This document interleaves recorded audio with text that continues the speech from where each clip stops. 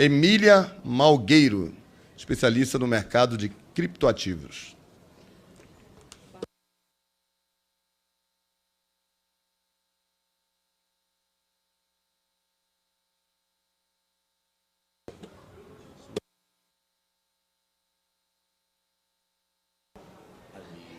Boa tarde a todos. Eu queria agradecer primeiramente o convite para estar aqui nessa chamada Casa do Povo, é minha primeira vez aqui, e principalmente para participar de um momento tão importante quanto é a elaboração de um instrumento legislativo, nesse caso, um instrumento legislativo relacionado a criptoativos. Eu sou advogada, sou professora do curso de Blockchain Technologies da FIAP, em São Paulo, e sou autora de um livro chamado Criptomoedas e Blockchain, o Direito no Mundo Digital. A contribuição que eu quero trazer aqui para esse processo é falar um pouquinho sobre se nós teremos, então, uma regulamentação de criptoativos. Eu acho que um dos pontos mais importantes que a gente precisa ter em mente para falar sobre regulamentação, e eu não quero nem entrar nesse momento na esfera se a regulamentação é necessária ou não, mas se estamos falando em regulamentação de criptoativos, eu acho que um dos pontos mais importantes que a gente precisa é definir muito bem quais são os players do mercado. Por quê? Porque qualquer tipo de regulamentação, de forma alguma, pode recair sobre a tecnologia em si. A tecnologia dos criptoativos, principalmente do Bitcoin, e a tecnologia do blockchain, ela, de forma alguma, deve ser regulamentada. E eu acho, na minha concepção, ela nem pode ser regulada, ela está além de ser regulamentada. Então, o que acontece é que existe todo um mercado em volta dessa tecnologia, onde permite que terceiros atuem, de alguma forma, como intermediários nesse mercado. Essa tecnologia ela permite que se façam transações de valores, né, entre pessoas que não se conhecem de forma segura e sem a necessidade de um intermediário. O que acontece é que essa tecnologia permitiu o surgimento de alguns prestadores de serviços que atuam como intermediários nesse mercado. E aí sim, se a gente for falar em regulamentação, é para esse mercado de intermediários que atuam com uma tecnologia que nasceu para ser desintermediada, é que a gente tem que falar em regulamentação.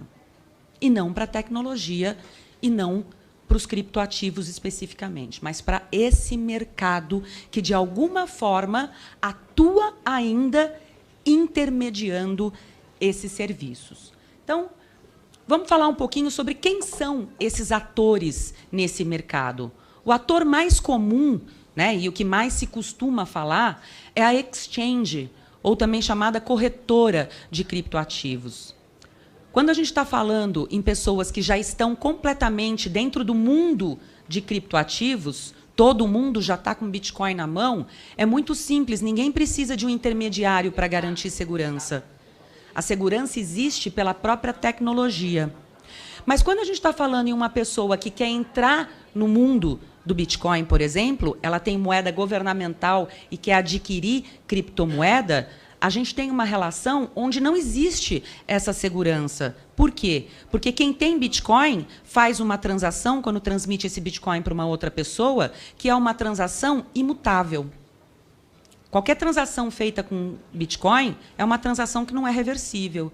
Mas aquela pessoa que vai comprar Bitcoin com real faz uma transação via banco, uma TED, uma TEF, e essa transação, ela sim é passível de ser reversível.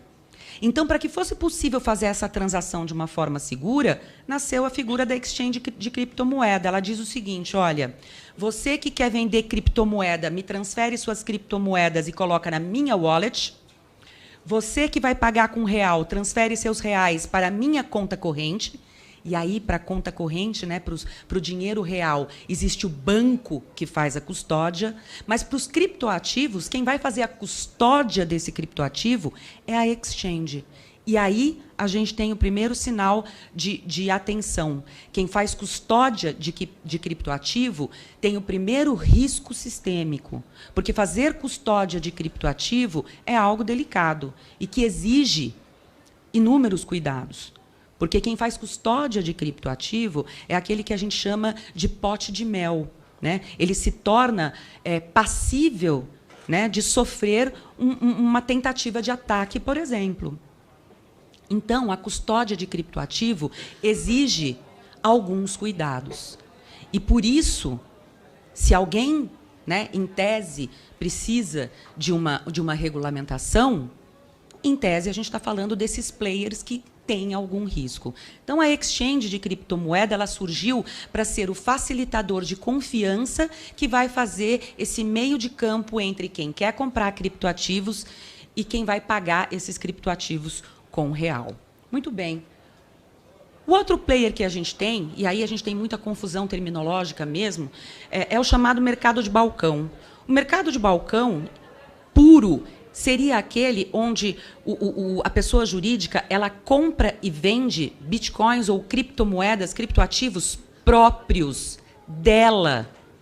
Então, ela não está fazendo intermediação de criptoativos de terceiro. Ela compra e vende criptoativos dela, que ela vende no balcão, ela tem ali próprio dela. Então, vamos pensar, ela não faz custódia de criptoativos de terceiro. O risco sistêmico dela é muito menor, porque ela não está custodiando ativos de terceiro.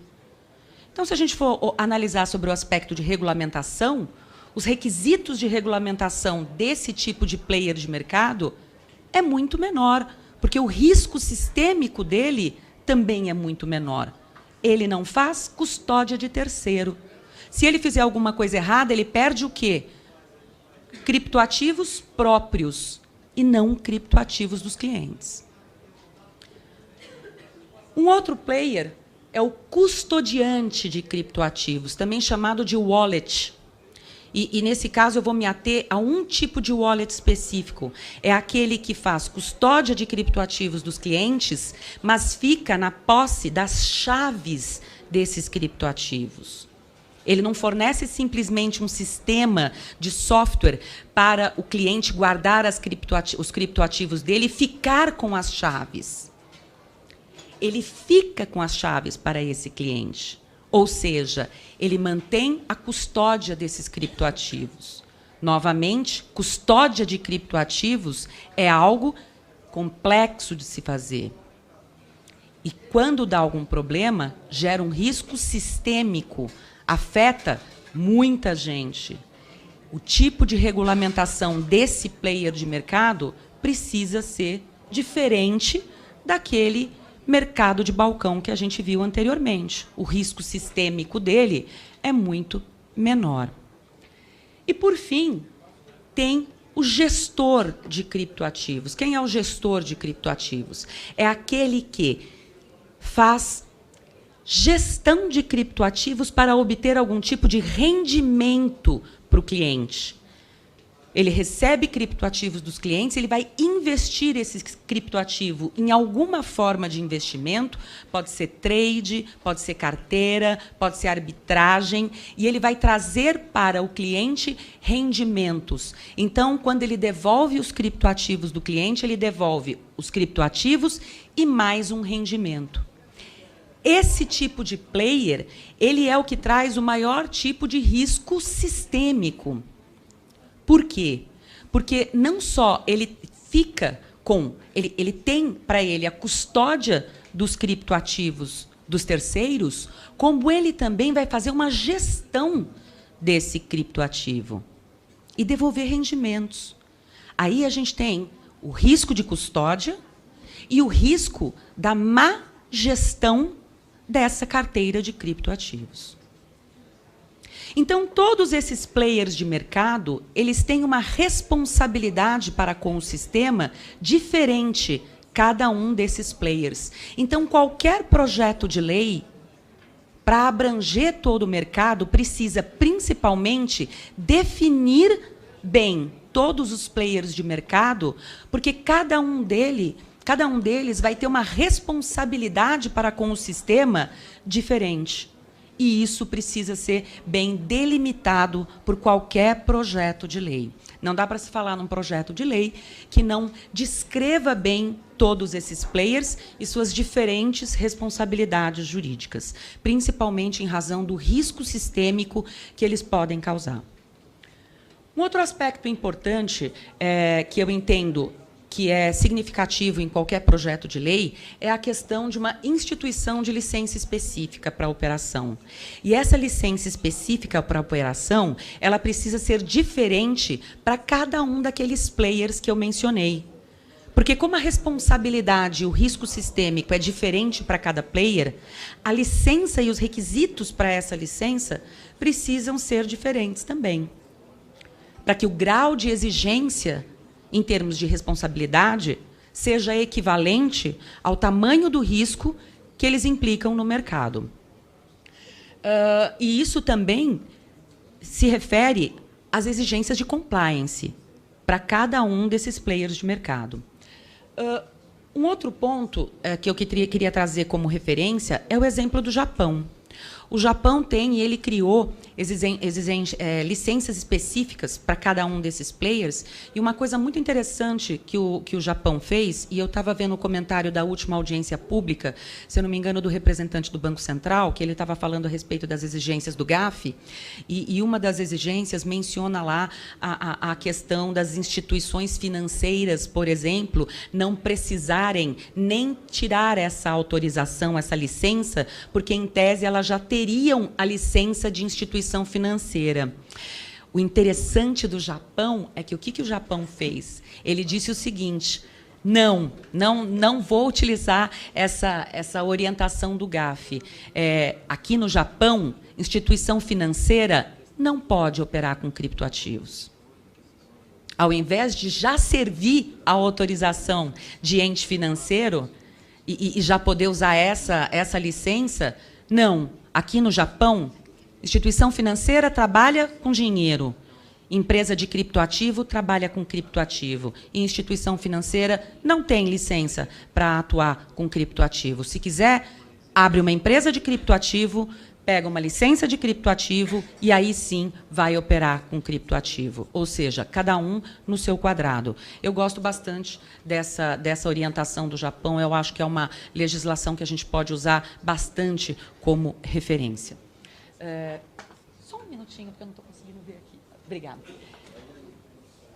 Uma outra questão bastante significativa que eu acho que um projeto de lei pode trazer no que diz respeito ao compliance é: a gente não precisa de grandes coisas miraculosas sobre compliance para criptoativos. Criptoativo não é diferente de outros ativos que tem no mercado e que já submetem em relação a compliance aquilo que nós já temos na lei de anticorrupção. Se a gente incluir as empresas que operam com criptoativos dentro do rol do artigo 9º da nossa lei de anticorrupção, a gente já tem aí um maravilhoso começo em se tratando de compliance. Né? E boa parte dessas práticas já são adotadas pelas empresas aqui no Brasil, como boas práticas. Né? Então, a gente já não tem... a gente não precisa de nada muito miraculoso e também não adianta a gente sufocar um mercado que está nascendo com exigências de compliance maiores do que aquilo que já é exigido para o próprio mercado financeiro tradicional. Hoje a gente vê recomendações como, por exemplo, da IOSCO ou do GAFI mesmo, exigindo do mercado de criptoativos até mais do que se tem exigido, por exemplo, do mercado financeiro tradicional, que é o chamado QIT, por exemplo, que é o Know Your Transaction, porque essa tecnologia permite o rastreamento das transações via blockchain. No fundo, o que está acontecendo é que esse mercado, pelas exigências da IOSCO, as recomendações da IOSCO, ele está sendo até mais exigido do que o próprio sistema financeiro tradicional, onde a gente tem as medidas de QIC e AML, né, que é conheça seu cliente e contra a lavagem de dinheiro. para o mercado de cripto, já se tem aí a exigência de QIT, que é Know Your Transaction, para se rastrear também as transações via blockchain e se descobrir eventuais carteiras que possam estar envolvidas em transações irregulares. Acho que não adianta a gente querer ser ainda mais exigente do que o próprio sistema financeiro tradicional. Um outro aspecto importante é que qualquer projeto de lei precisa não apenas só observar os aspectos de proteção do sistema, mas também os aspectos para incentivar esse novo mercado, porque é algo que não se pode evitar. Esse mercado veio efetivamente para ficar, e é algo que não se pode evitar. Então, é necessário também que se tenham medidas que possam propiciar o crescimento desse mercado, como, por exemplo, a criação de quinais específicos para aquelas atividades, para aqueles players do mercado que eu identifiquei no começo da minha fala. Se a gente tem quinais específicos para essas atividades, fica muito mais fácil identificar esses players de mercado e entender a atividade que cada um deles tem dentro do mercado. E aí, por exemplo, o banco, quando está analisando essas empresas e vendo a movimentação delas, até para eventualmente ter a suspeita se alguém está trabalhando de forma irregular, se a movimentação dessas empresas nos bancos é uma movimentação que pode ser tida como suspeita, ou se é, sim, uma movimentação que tem características de uma movimentação normal de uma empresa que faz intermediação de negócios, é importante que esses entes eles consigam ver, pelo próprio KNAI da empresa, qual é a atividade real que essa empresa tem. Porque a gente chegou a ver no mercado exchanges de criptoativos que tinham KNAIs que não tinham nenhuma relação com a atividade empresarial que elas exerciam. E aí, realmente, fica muito difícil para os bancos, por exemplo, terem ideia de qual é a atividade efetiva que aquela empresa está exercendo. Então, para evitar isso, a criação de KNAIs específicos para essas empresas, para informar exatamente qual é a atividade que cada um desses entes exercem no mercado, é extremamente importante. Ajuda as empresas e ajuda também o mercado a identificar o que cada player faz naquele mercado. O último aspecto que eu queria mencionar é a questão do aumento de pena para a formação de pirâmides com criptoativos.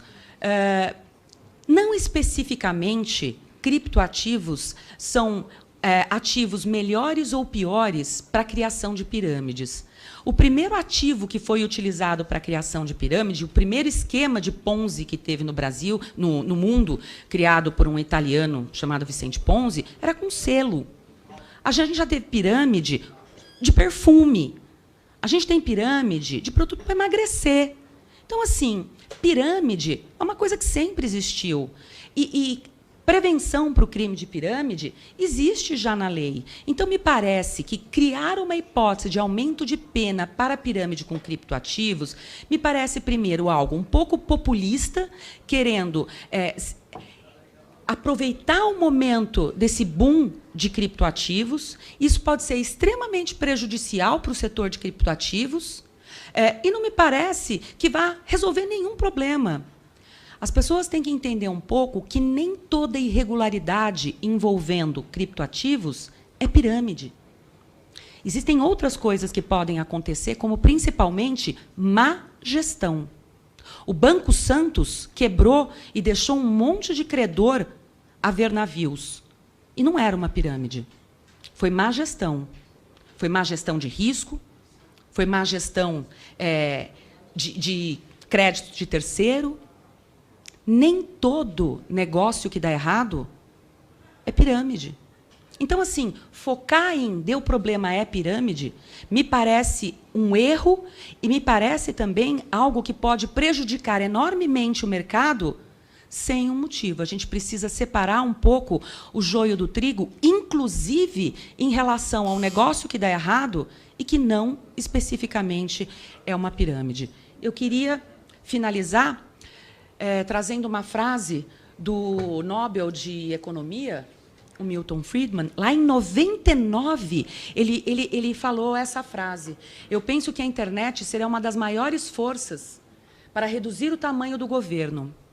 Uma coisa que está faltando, mas que em breve será desenvolvida, é uma moeda eletrônica confiável. Imagine, em 99 ele falou isso.